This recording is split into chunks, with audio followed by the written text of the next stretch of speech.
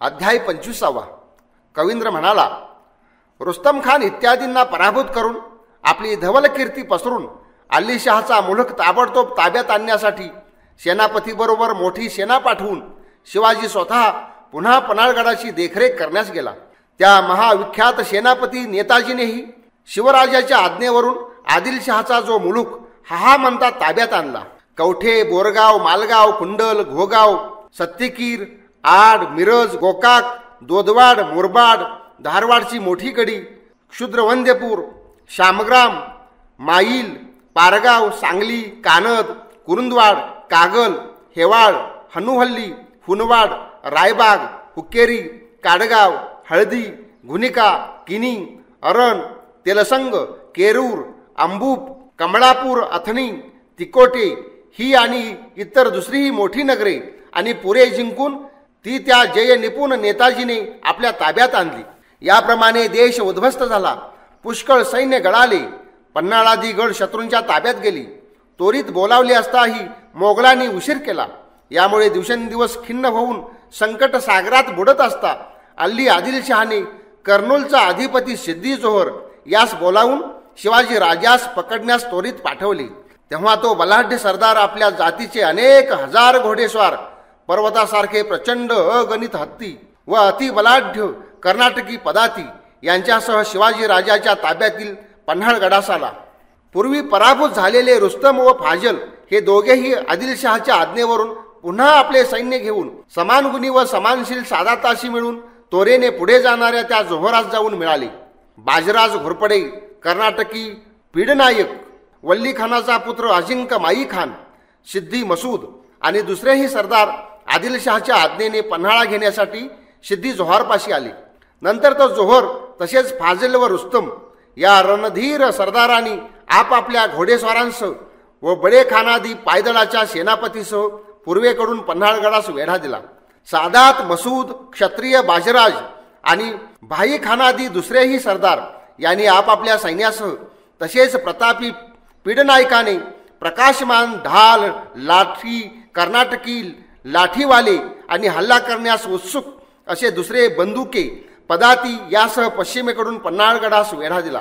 दुसऱ्याही सैन्याने जोहारच्या आज्ञेने त्या गडाच्या दक्षिणेकडून व उत्तरेकडून कडेकोट वेढा दिला. गडावर शिवाजी अति उंच आणि जोहर अति खाली, तरी सुद्धा ते युद्ध भारतीय युद्धाच्या तोडीचे झाले. तो सिद्धी राजाशी पुष्कळ महिनेपर्यंत लढला. तथापि प्रत्येक वेळी हटविला गेल्यामुळे त्यास यश मिळाले नाही. याप्रमाणे कथन करणारा श्री विष्णूच्या चरणकमलांच्या आनंदभराने भरलेला, शिवरायाच्या यशोरूपी सोमरसाने चित्त हर्षनिर्भर झालेला अशा निष्पाप ब्राह्मणश्रेष्ठ कवींद्रास काशिस्थ पंडितांनी असे विचारले. पंडित म्हणाले, अल्ली आदिलशहाने आपला दूत पाठवून रणगर्व वाहणारी दिल्लीपतीची जी सेना बोलावली ती किती होती? तिचा नायक कोण होता? ती कोणत्या मार्गाने व कोठे आली? तिने कोणते कार्य आरंभले आणि शिवरायाने तिचा कसा प्रतिकार केला ते सर्व हे बुद्धिमान परमानंदा आम्हास सांग.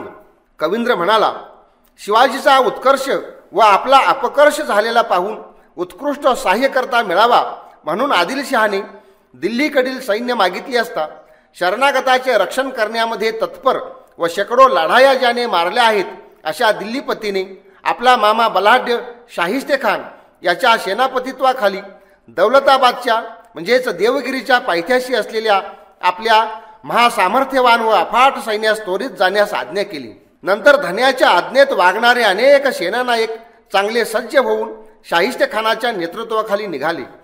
विख्यात पराक्रमी व मानी शमस खान पठाण, जाफर खानाचा पुत्र अजिंक्य नामदार, तसाच गयासुदी खान, हसन मुनीम, सुतान मिर्झा, प्रतापी मनचेहर, तुरुकताज, क्रूर कुबाहत व हौद खान हे तिघे युद्धोत्सुक उजबेग, इमाम विरोधी खान व दुर्जय लोधी खान हे दोघे पठाण, त्याचप्रमाणे दोघे दिलावर मौलद, तसाच अब्दुल बेग, प्रख्यात खोजा भंगड, जोहर, पराक्रमी खोजा सुलतान, युद्ध विशारद सिद्दी फत्ते व फत्तेजंग, कोपी कारतलव, गाजी खानादी सरदार, शत्रू शल्याचा पुत्र पराक्रमी भावसिंह, त्याचे बंधू किशोरसिंह व श्यामसिंह हे दोघे राजे, राजा गिरिधर मनोहर, प्रद्युम्न, अनिरुद्ध, 5वा पुरुषोत्तम व 6वा गोवर्धन असे 6 गौड वंशातील शत्रू विध्वंसक श्रेष्ठ क्षत्रिय राजे.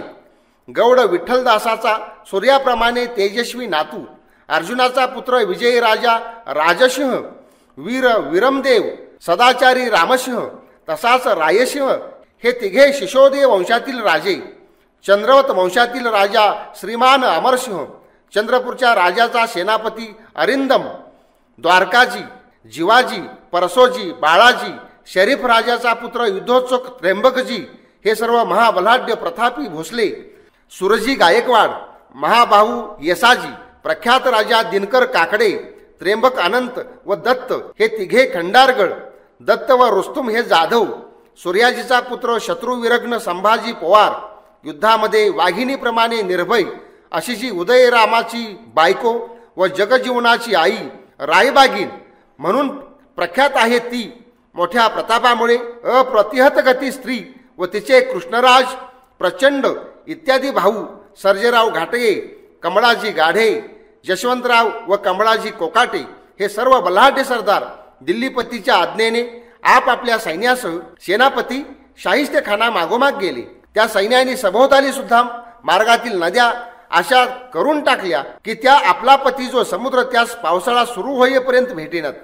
मग तो सेनापतीचा शास्ता निश्चयी शाहिस्तेखान 77,000 घोडेस्वार, पर्वतासारख्या भद्र जातीचे उद्दाम हत्ती, बक्सर जातीचे उत्तम आघाडीचे पदार्थी यासह सर्व विविध युद्ध सामग्री घेऊन सज्ज होऊन शत्रूच्या प्रदेशाची सीमा जी भीमा नदी तिच्या जवळ येऊन पोहोचला. ज्यातील देवळांचा विध्वंस केला, मठ मठ्या मोडल्या तोडल्या, अधिकाऱ्यांची घरे जबरदस्त केली, बागातील झाडे मोडून टाकली, पुष्कळ जुनी गावे व नगरे उजाड केली. सर्वत्र संचार करणाऱ्या मुसलमान सैन्यांनी नदी तीरे स्पष्ट भ्रष्ट केली.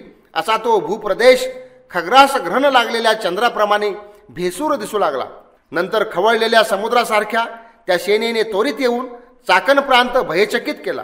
शिवाजी महाराज पन्हाळगडावर असताना मोंगलांनी त्या चाकणच्या किल्ल्यास मोठ्या क्रोधाने वेढा दिला. त्या संग्राम दुर्गातील शिवाजीचे ते युद्धकुशल पदार्थी शिपाई पुष्कळच दिवस झुंजले. जोपर्यंत क्रुद्ध शिवाजी राजा पन्हाळगडावर बलाढ्य जोहरशी लढत आहे तोपर्यंत हे आम्ही सगळे मिळून चाकण प्रांतात शत्रूशी पदोपदी लढू अशी किल्ल्यातील लोकांची इच्छा जाणून शाहिस्तेखानास सुद्धा बरे वाटले. दिल्लीच्या बादशहाचे मोठे व विख्यात सामर्थ्य असलेले सैन्य त्या संग्राम दुर्गाशी झुंजत आहे असे जाणून अल्लीशाहच्या चित्तास काहीसा धीर आला व त्याने सुद्धा विजापुराहून जोहारास अत्यंत रागाने असे लिहिले की सावध राहून पन्हाळगडावर या शत्रूस पक्के कोंडून ठेवावे. या ठिकाणी 25वा अध्याय समाप्त झाला.